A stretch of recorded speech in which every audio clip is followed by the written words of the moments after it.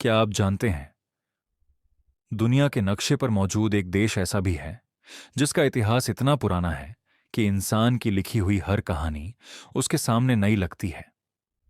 जिसका इतिहास इतना पुराना है कि इंसान की लिखी हुई हर कहानी उसके सामने नहीं लगती है, बल्कि धीरे धीरे सांस लेता था। हम बात कर रहे हैं ऑस्ट्रेलिया की।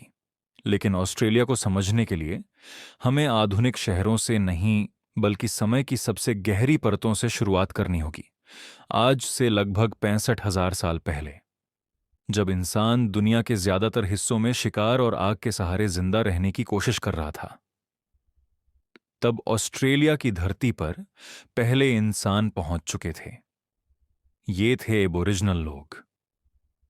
इतिहास की किताबें इन्हें प्रिमिटिव कहती रहीं, लेकिन सच्चाई ये है कि ये लोग दुनिया की सबसे पुरानी लगातार जीवित रहने वाली सभ्यता थे। इनके पास न लिखित भाषा थी, न पत्थर के महल, ना ही कोई राजा। फिर भी इनका ज्ञान किसी भी आधुनिक समाज से कम नहीं था। ये लोग धरती को मालिक की तरह नहीं, परिवार की तरह देखते थे। इनकी पूरी दुनिया टिकी हुई थी एक शब्द पर, ड्रीम टाइम।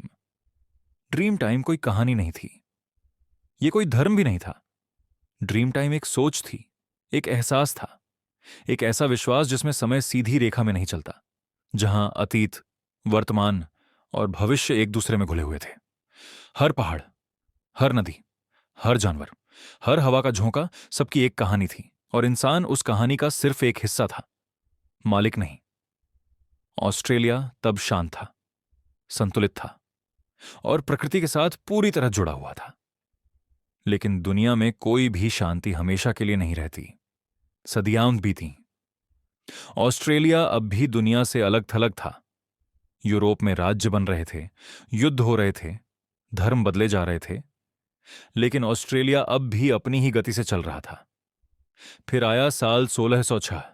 नीले समुद्र के बीच कुछ अजीब से जहाज ऑस्ट्रेलिया के तट के पास दिखाई दिए। इन जहाजों पर सवार लोग इस जमीन को खोजने नहीं आए थे, वे इसे अपने लिए लेने आए थे। ये थे यूरोप से आए पहले खोजकर्ता। सबसे पहले डच पहुंचे। उन्होंने ऑस्ट्रेलिया को न्यू हॉलैंड कहा, लेकिन वहां बसने की कोई खास कोशिश नहीं की। ऑस्ट्रेलिया उन्हें बहुत कठोर लगा, बहुत सूखा, बहुत अजीब। लेकिन कहानी यहीं खत्म नहीं हुई। फिर आया साल 1770। एक अंग्रेज कप्तान, जिसका नाम आज इतिहास में गहरे अक्षरों में लिखा है, कैप्टन जेम्स कुक। जब कुक ऑस्ट्रेलिया के पूर्वी तट पर पहुंचा, तो उसने कुछ ऐसा किया जिसने इस महाद्वीप की किस्मत बदल दी।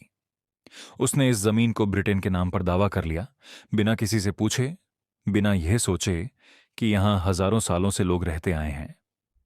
एबरिजिनल लोगों के लिए ये सिर्फ नए चेहरे नहीं थे, ये एक आने वाली तबाही का पहला संकेत थे। ब्रिटेन उस समय एक बड़ी समस्या से जूझ रहा था। उसकी जेलें भर चुकी थीं, छोटी छोटी चोरी, गरीबी, भूख, इन सबकी सजा कैद बन चुकी थी। और फिर ब्रिटेन ने एक ऐसा फैसला लिया जिसे सुनकर आज भी लोग हैरान रह जाते हैं। उसने अपने कैदियों को दुनिया के सबसे दूर कोने में भेजने का फैसला किया। वो जगह थी ऑस्ट्रेलिया। साल 1788। पहला जहाज ऑस्ट्रेलिया पहुंचा, सैकड़ों कैदियों के साथ। इनमें से ज्यादातर खूंखार अपराधी नहीं थे। कई लोग सिर्फ भूखे थे, गरीब थे या मजबूर थे। ऑस्ट्रेलिया उस समय कोई देश नहीं था, वो एक खुली जेल था। चारों तरफ अजनबी जमीन, खतरनाक जानवर और अनजान मौसम। लेकिन इसी जेल में धीरे धीरे एक नई कहानी लिखी जा रही थी। यूरोपियन लोगों के आने के बाद अबोरिजिनल समाज पर धीरे धीरे अंधेरा छाने लगा। उनकी जमीनें छीन ली गईं, उनके शिकार के रास्ते बंद कर दिए गए और नई बीमारियां तेजी से फैलने लगीं। ऐसी बीमारियां जिनसे उनका शरीर कभी नहीं लड़ा था। कुछ ही दशकों में पूरी की पूरी जनसंख्या खत्म होने लगी। कुछ इलाकों में 90% से ज्यादा अबरिजिनल लोग गायब हो गए। ये कोई युद्ध नहीं था, लेकिन असर युद्ध से भी ज्यादा भयानक था। और फिर आया इतिहास का सबसे दर्दनाक अध्याय। एबोरिजिनल बच्चों को उनके परिवारों से जबरदस्ती अलग किया जाने लगा। उन्हें सिखाया गया कि उनकी भाषा गलत है, उनकी संस्कृति कमजोर है और उनकी पहचान मिट जानी चाहिए। आज इसे स्टोलन जनरेशंस कहा जाता है। एक ऐसा झख्म जो आज भी पूरी तरह नहीं भरा, लेकिन इतिहास हमेशा एक दिशा में नहीं चलता। साल 1851 ऑस्ट्रेलिया की जमीन के नीचे कुछ ऐसा मिला जिसने सब कुछ बदल दिया। सोना। और यहीं से ऑस्ट्रेलिया की कहानी एक और मोड़ लेती है,